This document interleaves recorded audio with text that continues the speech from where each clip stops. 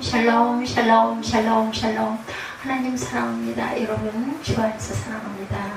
이제 호세아 14장까지 지났죠. 야훼께로 돌아오라. 주님께서는 언제나 하나님께서는 우리를 붙들시고 끝까지 그의 가지는 퍼지며 아름다움은 감람나무 같고 그의 향기는 레바논 백향목 같으리니 이렇게 말씀하고 계세요. 그래서 항상 내가 너희를 기다리니 너희는 내게로 돌아오라.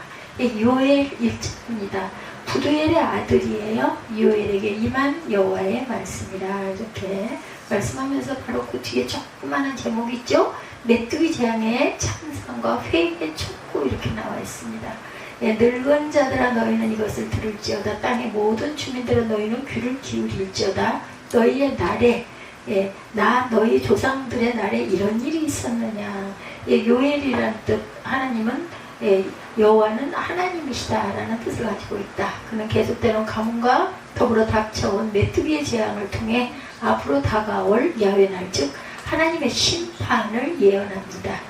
또한 그 심판의 날에도 야훼의 이름을 부르는 자는 구원을 얻으리라. 너와 네 집이 구원을 얻으리라 이렇게 말씀하시죠. 그러나 소망도 동시에 전했어요. 너희는 이 일을 후세에 말할 것이니라. 3절에 보면 너희는 이 일을 너희 자녀에게 말하고 너희 자녀는 자기 자녀에게 말하고 그 자녀는 어디에? 후세에 말할 것이다. 하나님께서 행하신 재앙을 후손들에게 전하여 그들에게도 동일한 교훈이 되게 하겠다라는 것이죠. 신명기 19장 22절에서 29절에 보면은 너희 뒤에 일어나는 너희의 자손과 멀리서 오는 객이 그 땅의 재앙과 야훼께서 그 땅에 유행시키시는 질병을 보며 야훼께서 어찌하여 이 땅에서 이같이 행하셨느냐? 이같이 크고 맹렬하게 노하시면 무슨 뜻이냐 하면 그때 사람들이 대답하기를 그 무리가 자기 조상의 하나님 야훼께서 그들의 조상을 애굽에서 인도하여 내실 때 더불어 세우신 언약을 버리고 가서 자기들이 알지도 못하고 야훼께서 그들에게 주시지도 아니한 다른 신을 따라가 그들을 섬기고 절한 까닭이라. 감추어진 일은 우리 하나님 야훼께 속하였거니와 나타난 일은 영원히 우리와 우리 자손에게 속하였나니 이는 우리에게 이 율법의 모든 말씀을 행하게 하시니라 이렇게 말씀하고 있어요. 출애굽기 10장 1, 2절에도 내가 그의 마음과 그의 신하들의 마음을 완강하게 함은 나의 표정을 그들 중에 보이기 위함이다.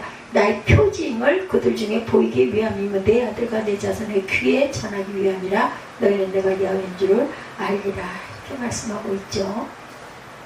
그래서 7절에도 그들이 내 포도나무를 멸하며 내 무화과 나무를 긁어 말갛게 벗겨버리니 그 모든 가지가 하얗게 되었도다. 너희는 처녀가 어렸을 때 약혼한 남자로 말미암아 굵은 배로 통이고 애국한 같이 할지어다. 9절입니다. 소재와 전제가 야훼 성전에서 끊어졌고 야훼의 수종들은 제사장은 슬퍼한다 이렇게 말하죠. 제사장이 슬퍼해요. 왜? 메뚜기 재앙으로 인해 제사드릴 재물조차 없어져 버린 비참함을 나타내고 있습니다. 소제, 곡식으로 드리는 제사죠. 매일 아침과 저녁 제사의 번주와 함께 드려졌어요. 이 토지 소산의 첫 이상은 감사의 표시로 드려졌고 또한 단 위에 태워지지 않은 부분은 제사장들에게 주어졌다 이렇게 설명되어져 있습니다. 9절까지 봤어요. 메뚜기 재앙에 대한 경고죠. 요엘에게 그 여호와는 하나님이시니라. 요엘의 뜻이에요. 경건한 신앙의 과정에서 많이 사용하던 일반적인 이름이었다고 해요. 요엘이라는 이름은 우리도 좋은 이름을 많이 같은 이름들이 많잖아요. 본문에서 요엘이 부두엘의 아들이라는 사실만을 밝히고 있기 때문에 본서의 요엘의 저자이기도 한 요엘의 개인 신상에 관해서는 불투명하다고 합니다. 그러나 일반적으로 그가 남유다 출신으로 예루살렘을 중심으로 활동했고 특히 아달랴를 무너뜨린 여호야다의 반적 이후 세워진 요아스 왕 초기에 활동한 것으로 추측이 되어져 있습니다. 말씀하시는 하나님이죠. 누가복음 3장 2절에 안나스와 가야바가 대제사장으로 있을 때 하나님의 말씀이 빈들에서 사가랴의 아들 요한에게 임한지라 이렇게 얘기하고 있죠. 선지자에게 임하시는 야훼, 요나서 1장 1절이죠. 부두엘의 아들 요엘에게 임한 야훼의 말씀이니라. 요엘이 경고하는 메뚜기 재앙에 요엘 선지자는 자신이 앞으로 예언한 말씀에 대해서 제사장과 장로들은 물론이거니와 온 백성들이 경청해야 함을 강조합니다. 앞으로 전무후무한 재앙이 닥칠 텐데 이 재앙의 의미를 자손 대대로 전해서 이 사실을 몰라 말하는 자가 없도록 몰라서 망하는 자가 없도록 해야 한다고 외치고 있습니다.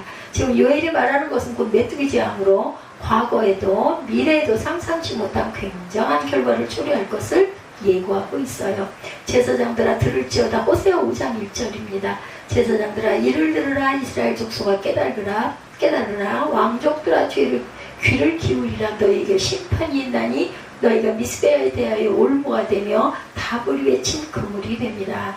자손에게 전해야 할 사명이에요. 시편 78편 4절에 우리가 이를 그들의 자손에게 숨기지 아니하고 야훼의 영예와 그의 능력과 그가 행하신 기이한 사적을 후대에 전하리로다 말씀하고 있습니다. 메뚜기 재앙의 파괴력은 어땠을까? 요엘 선지자는 앞으로 닥칠 메뚜기 재앙의 엄청난 파괴력을 메뚜기의 4가지 이름을 열거함으로 표현하고 있습니다. 이 4가지 이름은 메뚜기가 애벌레로부터 성장하기까지 과정 속에 만들어진 이름인데 그동안 본문의 말씀을 가지고 이 4 이름이 실제적으로 역사 사건을 의미하는지 아니면 단순한 비유나 환상을 뜻하는지 의견이 분분했다고 그래요. 어찌됐든 본문은 전 국토를 황폐화시킬 큰 환란이 말 것을 예포하고 있어요. 메뚜기 재앙 출애굽기 10장 4절이에요. 내가 만일 내 백성 보내기를 거절하면 내일 내가 메뚜기를 내 경내에 들어가게 하리라. 그때는 이 메뚜기가 재앙을 가져오기도 했나봐요. 메뚜기 때가 우리가 생각하는 메뚜기하고 다르죠. 팥종이 재앙이 요엘 2장 25절에 내가 전에 너에게 보낸 큰 군대 곧 메뚜기와 느치와 황충이가 먹은 횟수대로 너에게 갚아주리니 이렇게 얘기하고 있습니다. 메뚜기 재앙의 피해가 엄청났다고 하죠. 저희 9절까지 봤죠. 밭이 황무하고 토지가 마르니 곡식이 떨어지며 새 포도주가 말랐고 기름이 다하였도다. 농부들아 너희는 부끄러워할지어다. 포도원을 가꾸는 자들아 곡할지어다. 이는 밀과 보리 때문이라 밭의 소산이 다 없어졌음이로다. 포도나무가 시들었고 무화과나무가 말랐고 석류나무와 대추나무와 사과나무와 밭의 모든 나무가 다 시들었으니 이러므로 사람의 즐거움이 말랐도다. 제사장들아 너희는 굴굴 배로 동이고 슬피 울지어다. 제단에 수종드는 자들아 너희는 울지어다. 내 하나님께 수종드는 자들아 너희는 와서 굵은 배옷을 입고 밤이 새도록 누울지어다. 이는 소재와 전지를 너희 하나님의 성전에 드리지 못함이로다. 이렇게 얘기하고 있죠. 메뚜기 재앙으로 인해서 제사드릴 재물이 없어져서 우는 거예요. 비참함을 나타내고 있습니다. 14절에도 너희는 금식일을 정하고 성회를 소집하여 장로들과 이 땅의 모든 주민들은 너희 하나님 야훼 성전으로 모으고 야훼에게 부르짖을지어다. 슬프다 그날이여. 야훼 날이 가까웠나니 이건 멸망같이 전능자에게로부터 이르리로다. 이렇게 말씀하고 있어요. 먹을 것이 우리 눈앞에서 끊어지지 아니하였느냐. 기쁨과 즐거움이 우리 하나님의 성전에서 끊어지지 아니하였느냐. 씨가 흙덩이 아래 썩어졌고 창고가 피었고 곡간이 무너졌으니 이는 곡식이 시들었음이로다. 가축이 울부짖고 소떼가 소란하니 이는 꼴이 없음이라. 양떼도 피곤하도다. 야훼여 내가 주께 부르짖으오리니 불이 목장의 풀을 살랐고 불꽃이 들의 모든 나무를 살랐음이니이다. 들짐승도 주를 향하여 헐떡거리오니 시내가 말랐고 들의 풀이 불에 탔음이니이다. 이렇게 말씀하면서 대단히 기가 막힌 상황이죠. 너희는 금식일을 정하고 성회를 소집하라. 14절에 그렇게 말하고 있어요. 메뚜기 재앙으로 인해서 전 민족의 회개를 촉구하고 있는 것으로 금식은 개인적인 회개를, 성회는 전 국가적인 회개를 위한 것이라고 합니다. 열왕기상 21장 27절에 아합이 이 모든 말씀을 들을 때 그의 옷을 찢고 굵은 배로 몸을 동이고 금식하고 굵은 배에 누우며 또 풀이 죽어 다니더라. 이래서 아합같이 이런 악한 왕이었는데도 재앙을 내리지 않고 조금 미뤄두셨죠. 레위기 13장 27, 8절에 일곱째 달 열흘날은 속죄일인 너희는 성회를 열고 스스로 괴롭게 하며 야훼에게 화제를 드리고 이날에는 어떤 일도 하지 말 것은 너희를 위하여 너희 하나님 야훼 앞에 속죄할 속죄일이 됨이니라. 이렇게 말씀하고 있습니다. 그래서 메뚜기 재앙으로 인하여 아주 엄청난 피해를 보고 있는 이때 요엘이 부르짖는 하나님의 말씀이죠. 메뚜기 재앙의 피해가 이방 민족의 무참한 침략도 있었죠. 요엘 선지자는 백성들을 향해 울라고 요청하면서 메뚜기 재앙의 무서운 피해를 예고합니다. 특히 선지자는 메뚜기 때와도 같은 난 이방 민족이 침략이 올 것이다 이렇게 예언하죠. 그들의 파괴력은 마치 사자와도 같아서 포도나무가 무화과나무가 상징하는 이스라엘과 하나님의 백성들을 멸망시키리라 이렇게 말씀하죠. 따라서 백성들을 향해 울어라 회개하라는 거죠. 사자의 이를 가진 원수, 계시록 9장 7, 8절에 황충들의 모양은 전쟁을 위해 준비한 말들 같고 그 머리에 금과 銅과 비슷한 것을 썼으며 그 얼굴은 사람의 얼굴 같고 또 여자의 머리털 같은 머리털이 있고 그 이빨은 사자 이빨 같으며 원수들의 무참한 침략이에요. 이사야 5장 6절에 내가 그것을 황폐하게 하리니 다시는 가지를 자름이나 북을 돋우지 못하게 찔레와 가시가 날 것이며 내가 또 구름에 명하여 그 위에 비를 내리지 못하게 하리라 하셨어요. 비도 내리지 말라고. 땅이 황폐하죠. 메뚜기지 하면 땅을 황폐시켜 모든 곡물을 끊어버리게 된다. 그래서 하나님께 드릴 재물이 없어서 제사가 중단되고 자연히 제사장들은 슬퍼하게 된다. 뭘 먹었겠어요? 다 굶었겠죠? 선지자는 이렇게 예고합니다. 제사가 끊어진다는 것은 엄청난 비극이죠. 이는 곧 하나님께 버림받았다는 징표고 하나님과의 언약관계가 파괴됨을 뜻합니다. 그래서 선지자는 약혼한 남편의 죽음을 슬퍼하는 처녀같이 울며 애통해 하라고 말하고 있어요. 땅이 황폐했다. 호세아 4장 3절이에요. 그러므로 이 땅이 슬퍼하며 거기 사는 자와 들짐승과 공중이 나는 새가 다 쇠잔할 것이요 바다의 고기도 없어지리라. 곡식을 얻지 못해요. 호세아 2장 9절에 그러므로 내가 내 곡식을 그것이 익을 계절에 도로 찾으며 내가 내 새 포도주를 그것이 맛들 시기에 도로 찾으며 그들의 벌거벗은 몸을 가릴 내 양털과 내 삶을 빼앗으리라. 이렇게 말씀하고 있습니다. 사라지는 추수의 기쁨, 추수를 못하니 기쁨이 사라졌어요. 만약 1년 내내 수고한 농부들에게 추수기에 수확할 것이 없다면 얼마나 절망을 하겠나. 절망을 넘어 부끄럽기까지 하다. 이는 도저히 있을 수 없는 일인 거죠. 근데 메뚜기 재앙으로는 이 일이 삶 속에서 실제로 벌어질 것이라고 선지자는 말합니다. 축복과 기쁨을 상징하고 사람들에게 사랑받던 5종류의 과목에 열매가 없이 시들어버린다는 것은 그 땅에 즐거움과 희락이 사라지게 된다는 것을 예고하는 것이다. 요엘 선지자는 장로들과 백성들 향해 야훼 날에 임할 이스라엘의 멸망을 보고 슬픔과 애통함으로 회개해야 할 것을 권합니다. 수확할 것이 없는 땅, 예레미야 14장 4절에 땅에 비가 없어 지면이 갈라지니 밭 가는 자가 부끄러워서 그의 머리를 가리면도다. 땅에 기쁨이 없어지죠. 소멸합니다. 이사야 24장 11절에 포도주가 없으므로 거리에서 부르짖으며 모든 즐거움이 사라졌으며 땅의 기쁨이 소멸되었도다. 회개를 촉구하죠. 제사장들을 향한 회개의 공면이 일어납니다. 선지자는 메뚜기 재앙이 야훼 날에 야훼께서 행하실 심판을 예표한다고 선포했고 이에 선지자는 먼저 이날을 기억하며 제사장의 회개를 요청하죠. 동시에 금식일과 성회를 선포하고 온 백성들 야훼 전에 소집하여 다 함께 회개하고 임박한 야훼 날을 준비케 하라고 제사장에게 권면합니다.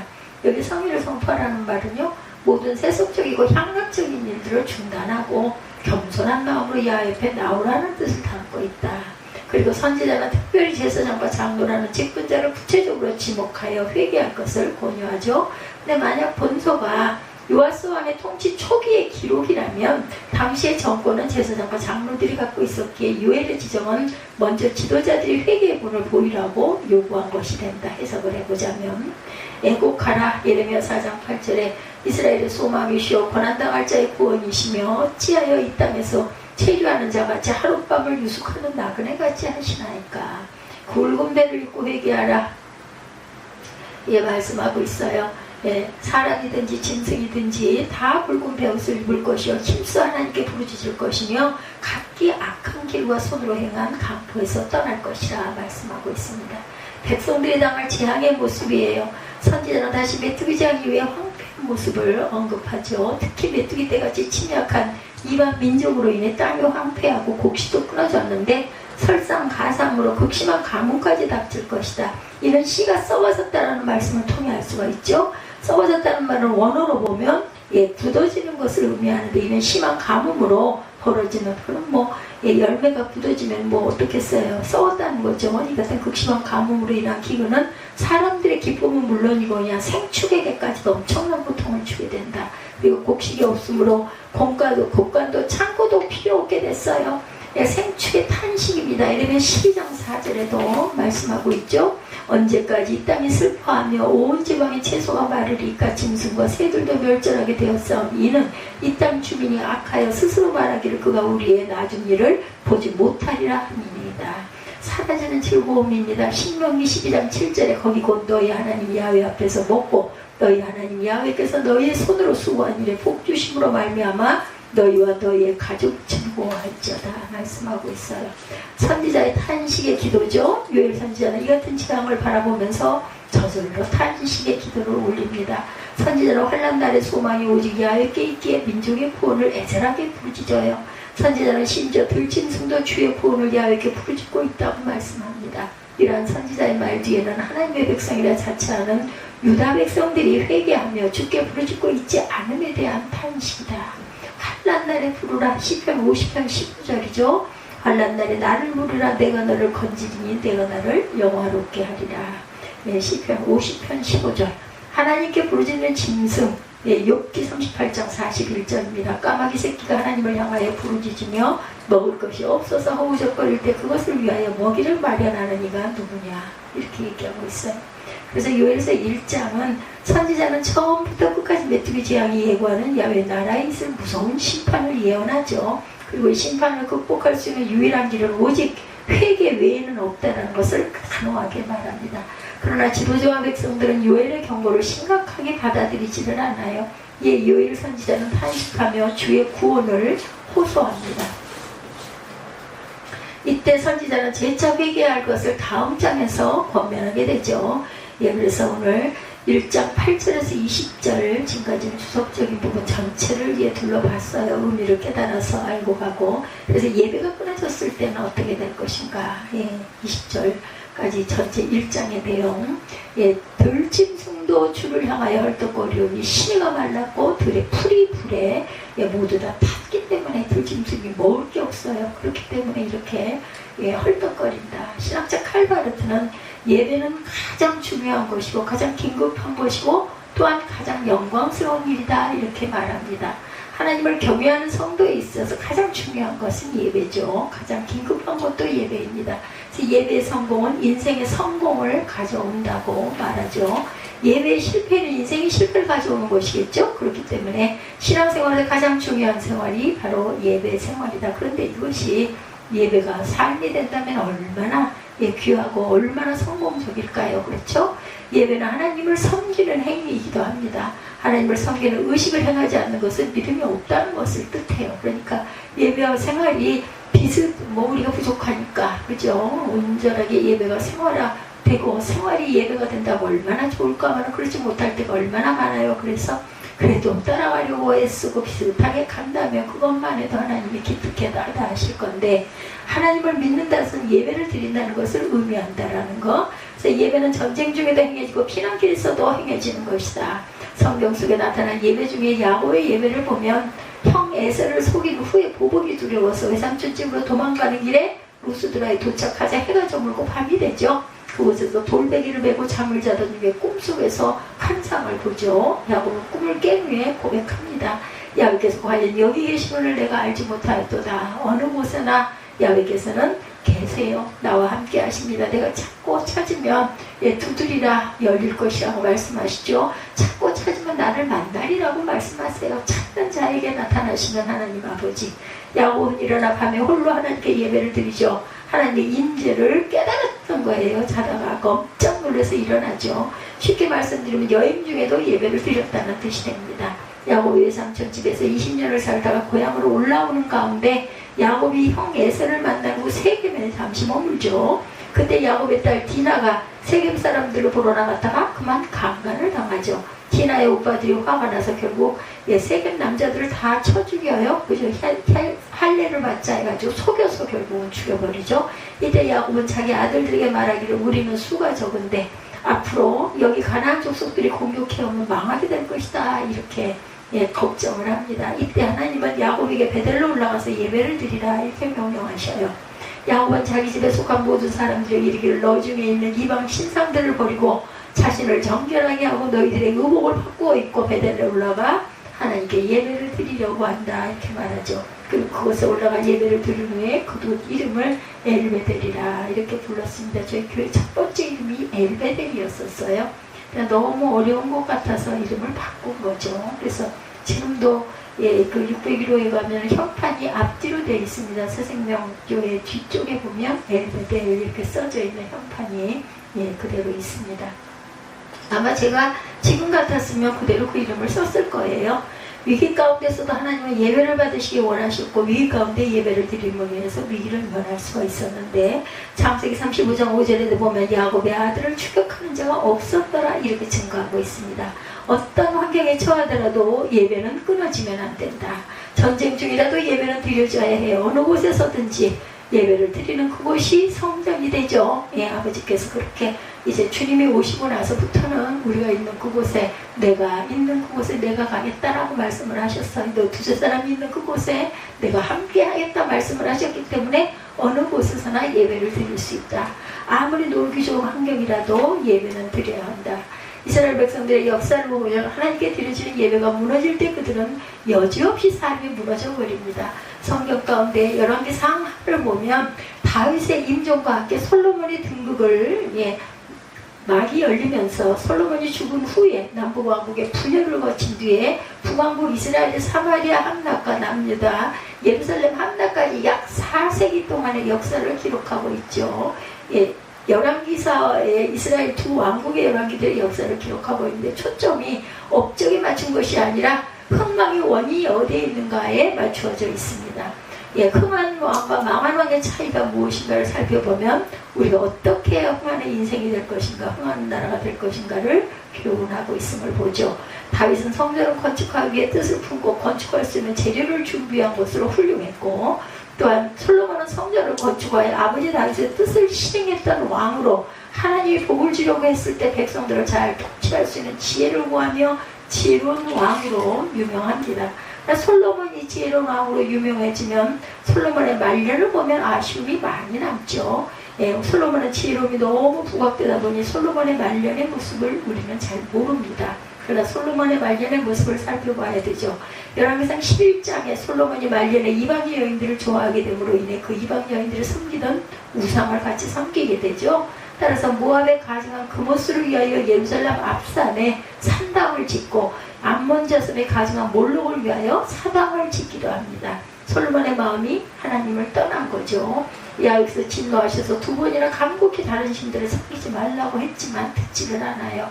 따라서 하나님은 솔로몬에게 말씀하시기를 이 나라를 내게서 빼앗아 내 신하에게 주리라 이렇게 얘기를 했어요. 그래서 결국은 남북이 갈라지죠. 여로보암이 솔로몬의 신하였습니다. 건축 한 것을 감독하는 감독관이었죠. 훗날에 하나님은 에돔 사람 하닷을 이렇게 솔로몬을 대적하게 만들고 솔로몬의 신하 느밧의 아들 여로보암을 이렇게 왕을 대적하게 만들고 그래서 솔로몬이 결국은 죽게 되죠. 솔로몬 이후에 나라가 둘로 나눠졌고 북이스라엘을 맡았던 여로보암이 백성들이 예루살렘으로 올라가 예배를 드리러 갔다가 마음이 돌아서서 그곳에 머물러 로보암에게 투항할지 모른다는 걱정을 하게 돼서 단과 베델에 자기 나름대로의 금송아지를 만들어 세우죠. 여로보암은 자기가 직접 제단을 쌓죠. 그 길에 떠나지 않으므로 결국은 땅에서 끊어져 버립니다. 여로보암의 불신앙의 행위가 뒤에 등장하는 왕들의 잘못을 지적할 때 기준이 되어버려서 여로보암처럼 악한 왕이었다 이렇게 표현합니다. 그래서 하나님을 섬기지 않고 이방신을 섬기는 왕들을 가리켜 기록한 말씀에 야훼 보시기에 악을 행하여 여로보암의 길로 행했다. 여로보암의 아들 나답을 가리켜 이렇게 기록하고 있죠. 열왕기상 15장 26절에도 그가 야훼 보시기에 악을 행하여 그의 아버지의 길로 행하며 이렇게 말합니다. 나답의 뒤를 이은 바사 왕인데 이를 가리켜 기록하기를 바사가 야훼 보시기에 악을 행하되 여로보암의 길로 행하며 여로보암이 기준이 됐어요. 일대 왕이었던 후에 시므리 왕을 향하여 기록하기를 그가 야훼 보시기에 악을 행하여 여로보암의 길로 행하며 하나님을 섬기지 않고 예배를 드리던 장소를 우상을 섬기던 장소로 만든 왕들은 모두 다 패합니다. 이스라엘 역사에 보면 엘리야 선지자가 활동하던 시절에 3년 반 동안 비가 오지 않았던 적이 있었죠. 이때의 왕이 아합 왕이었어요. 아합은 역대 왕들보다 아주 더 악한 왕으로 묘사가 되죠.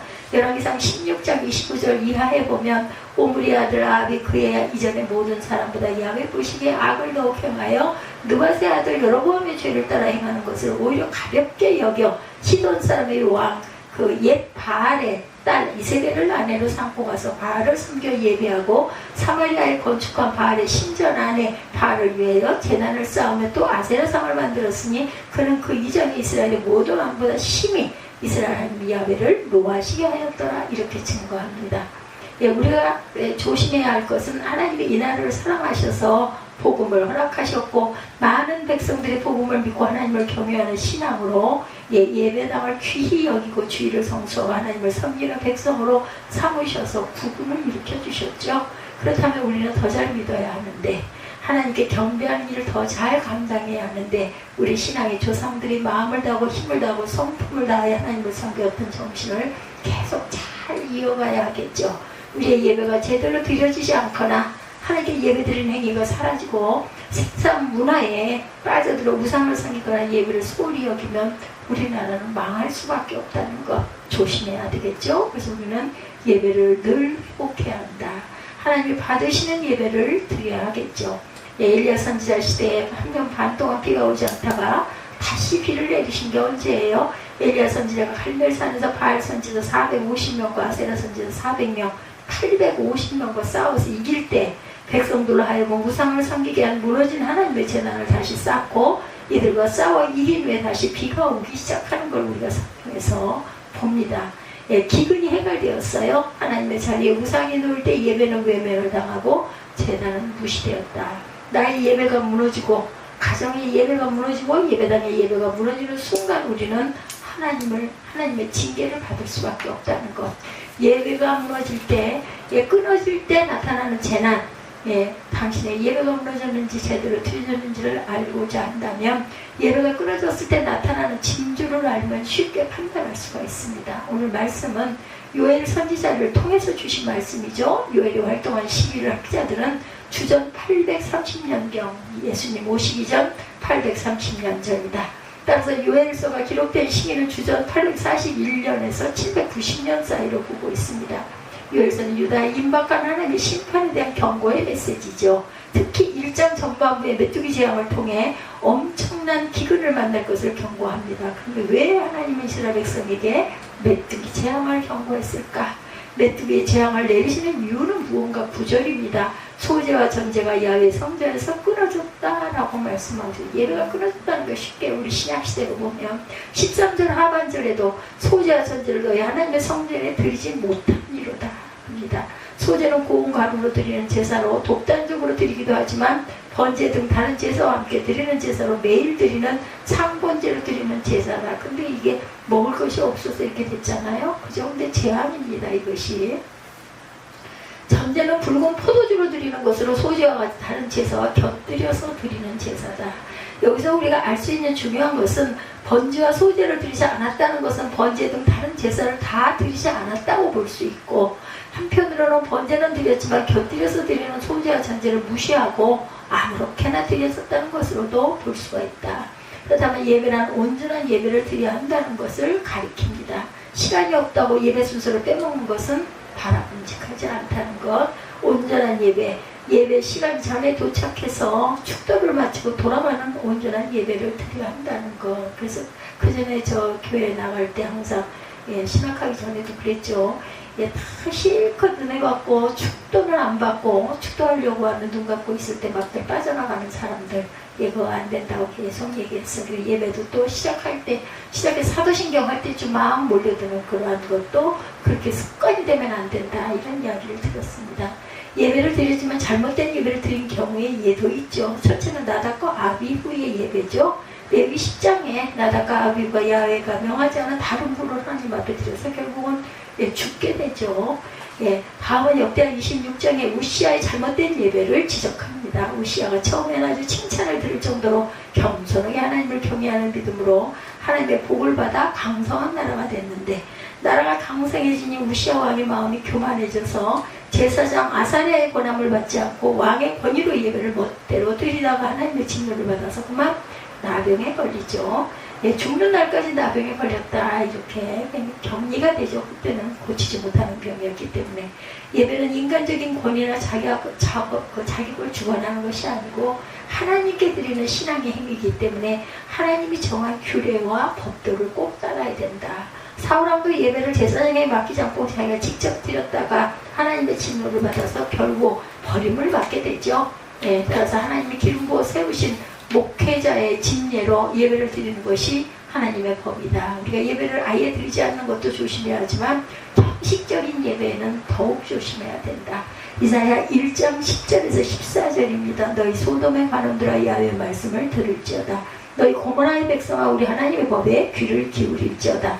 야훼께서 말씀하시되 너희의 무수한 재물이 내게 무엇이 유익하냐. 나는 순양의 번제와 살찐 짐승의 기름에 배불렀고 수송아지나 어린 양이나 순염소의 피를 기뻐하지 아니하노라. 너희가 내 앞에 보이러 오니 이것을 누가 너에게 요구하였느냐. 내 마당만 밟을 뿐이니라. 헛된 재물을 다시 가져오지 말라. 분양은 내가 가증히 여기는 바요 월삭과 안식일과 대로 모이는 것도 그러하니 성회와 아울러 악을 행하는 것을 내가 견디지 못하겠노라.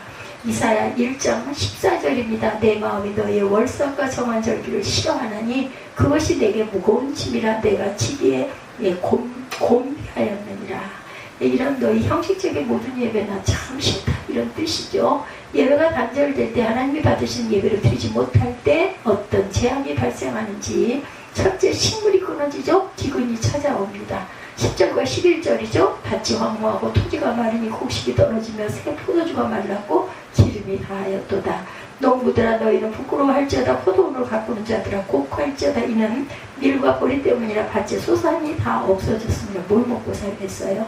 17, 18절 말씀에도 씨가 흙덩이 아래 썩어졌고 창고가 비었고 곡간이 무너졌으니 곡식이 시들었음이로다. 가축이 울부짖고 소떼가 소란하니 꼴이 없음이라. 양떼도 피곤하도다. 예배가 단절되면 하나님을 경외하는 신앙이 단절되면 기분이 찾아오게 된다. 흔히들 이야기하죠. 생활이 너무 어려워 예배드리기가 어렵다 이런 말 많이 합니다. 주일날 예배드리지 못한다고 핑계를 대죠. 위험한 거죠. 아무리 삶이 어렵더라도 슬퍼하거나 노여워하지 말고 걱정하거나 염려하지 말고 오직 야훼 하나님을 경외하는 믿음을 가지고 예배를 잘 드려야 합니다. 더욱 간절한 마음으로 드려야 되겠죠. 왜냐하면 예배를 통해서 소망이 생기고 기쁨과 즐거움이 생기기 때문이다. 예, 주 앞에 나올 때 우리 마음이 기쁘고 그 말씀 힘되어 희망 솟아오른다. 고난도 슬픔도 이기게 하옵소서. 영원히 잇대어 살아가게 하소서. 우리의 사랑과 기쁨 구원의 하나님 우리 예배를 받아주시옵소서. 예, 찬송가 가사예요. 둘째 기쁨이 사라지고 희락이 사라지죠. 12절에 포도나무가 시들었고 무화과나무가 말랐으며 석류나무와 대추나무와 사과나무와 밭의 모든 나무가 시들었으니 이러므로 사람의 즐거움이 말랐도다. 기분이 들므로 사람 즐거움이 말랐다는 거죠. 16절에도 먹을 것이 우리 눈앞에 끊어지지 아니하였느냐. 기쁨과 즐거움이 온 하나님 성전에서 끊어지지 아니하였느냐. 기쁨과 즐거움이 끊어졌다. 이유는 먹을 것이 끊어졌기 때문에 뭘 먹겠어요. 배가 고픈데 기쁠 수가 없죠. 배가 불러야 즐거움이 있고 배가 불러야 즐거움을 누릴 수도 있는데, 그래서 우리 속담에 보면 금강산 구경도 식후경이 되는 이야기 있죠. 아무리 좋은 경치를 관광하더라도 배가 불러야 한다는 거. 그래서 금강산 구경도 식후경이다 그런 말이 실감이 났을 겁니다. 배가 불러야 관람을 제대로 할 수 있고 좋은 경치를 보고도 기뻐하고 느낄 수도 있다는 것. 예배가 단절되면 인생의 즐거움이 사라진다. 아무리 돈을 많이 벌고 살조시가 높아져도 하나님이 없는 것은 오래가지 못하고 그것의 즐거움이 아니라 오히려 근심과 걱정으로 가득 차게 된다. 아마 사업에 성공을 해서 잠깐 동안은 아주 의기양양하겠죠. 근데 결국은 그래 밭대자 즐거움과 기쁨은 사라진다는 것. 하나님 없는 어떤 것도 인생의 행복을 만들지를 못한다. 아무리 적은 것을라도 하나님께 함께 하신다면 행복한 인생이 되죠.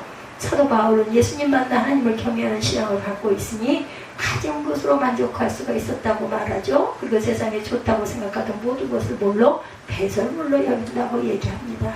그래서 우리는 늘 찬송하죠. 주님 한 분만으로 만족합니다 라는 찬송이 늘 입에서 나도 모르게 흘러나올 수 있어야 된다. 예배가 살아있으면 성공적인 예배를 드리는 신앙은 인생이 즐겁고 먹거리가 없어도 걱정이 없어요. 모든 것을 가지신 하나님이 나의 아버지가 되시기 때문이다. 하나님이 없는 부자는 항상 불안합니다. 왜냐하면 그것을 잃을까봐 더 많이 모으려고 욕심을 부리기 때문에 만족이 끝이 없죠. 혹시라도 기쁨이 사라진 분이 계십니까? 그렇다면 혹시라도 당신의 예배가 하나님께 온전하게 드려지는 예배가 되고 있는지, 하나님이 받으시는 예배가 되고 있는지를 우리 깊이 생각해 봐야 한다. 예배가 단절되어 버리진 않았는지, 예배의 성공은 항상 즐거운 인생이 되고 있는지를 돌아봐야 되겠죠. 셋째로는 수치를 당한다. 11절이죠. 농부들아 너희는 부끄러워할지어다. 포도원을 가꾸는 자들아 곡할지어다. 이는 비루가 보리 때문이라 밭의 소산이 다 없어졌음이로다. 농부들을 향하여 부끄러워하라고 말하고 있어요. 여기서 농부는 예배를 드리지 않고 기근을 당한 이스라엘 백성들을 말합니다. 왜 부끄러워요? 밭의 소산이 다 없어졌기 때문에, 산업이 핍절했기 때문에. 다른 사람은 다 잘 되는데 나는 안 돼. 그러니 수치를 당할 수밖에 없겠죠. 하나님을 잘 믿는다 하는데도 안 돼. 그러면 수치를 당하겠죠. 예배가 끊어진 분들이 계시니까 예배를 회복하시기 바랍니다. 예배가 단절되어 산업이 핍절하고 인생의 즐거움이 사라지고 수치를 당하고 있다면 속히 해야 할 일이 있다. 8절에 너희는 처녀가 어렸을 때 약혼한 남자로 말미암아 굵은 배로 통이고 애곡 가까들지어다. 13, 4절에도 제사장들아 너희는 굵은 배를 통이고 슬피 울지어다. 제단에 수종드는 자들아 너희는 울지어다. 내 하나님께 수종드는 자들아 너희는 와서 굵은 배옷을 입고 밤이 새도록 누울지어다. 너희는 금식일을 정하고 성회를 소집하여 장로들과 이 땅의 모든 주민들을 너희 하나님 야훼 성전으로 모으고 야훼께 부르짖을지어다. 회개하라는 거죠. 특히 목회자들은 성도들이 이런 현실을 인식한다면 애곡하라고 말하고 있어요. 목사로 가슴 아픈 일이 있다면 성도들이 예배를 소홀히 하는 것이 참 마음이 아프죠. 예배를 조상하게 지내는 것보다, 제사 지내는 것보다 우습게 여기고 아무렇지도 않게 드리는 그런 모습, 그저 앉아만 있는 모습 보면 정말 마음이 안타깝고 겁이 납니다. 저러다 어쩌려고 저러나 이런 마음이 들죠. 예배가 무너진 분들을 애곡하며 회개해야 한다. 지금이라도 돌이키면 돼요. 그죠? 뭐 아버지신데요. 아버지 잘못했습니다. 그리고 다시는 그렇게 안 하겠습니다 하고 돌이키시면 됩니다. 예배가 끊어진 가정, 예배가 끊어진 성도, 예배가 끊어진 교회와 나라는 산업이 핍절하여 기근을 당하게 될 것이다. 인생의 즐거움을 잃어버리고 수치를 당하게 된다. 우리 모두가 한 사람도 빠짐없이 예배가 단절되는 분이 없기를 바랍니다. 이런 그 모든 절기, 이제 앞으로 또 추수감사절이 다가오죠. 하나님이 받으시는 예배를 회복하여서 예배에 성공하며 아버지께 드리는 모든 예물이 기쁨의 예물이 되어서 하나님도 기뻐하시고 우리도 온전하게 기뻐하고 주님을 주시는 그 축복을 나누는 귀하고 복된 새생명 새벽교회 성도들 되시기를 주님의 이름으로 축복합니다. 오늘은 요엘서 1장 요엘이 부르짖는 회개하라, 예배를 회복하라는 제목으로 함께 은혜를 나눴습니다.